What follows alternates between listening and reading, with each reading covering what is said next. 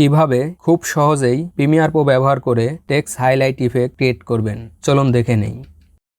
Tools বার থেকে rectangle tool select করে টেক্সটের সাইজ অনুযায়ী শেপ ক্রিয়েট করে নিন। দেন এসেনশিয়াল গ্রাফিক্স থেকে আপনার পছন্দের কালার সেট করুন।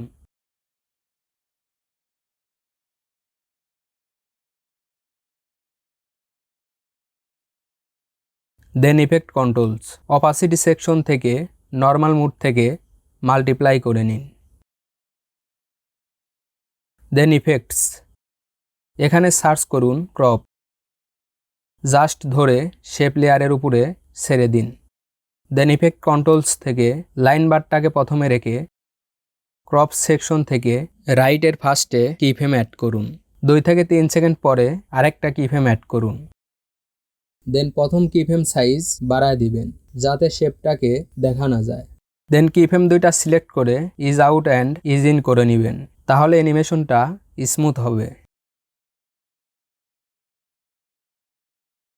কিফ্রেম প্রয়োজন অনুযায়ী অ্যাডজাস্ট করে নেবেন।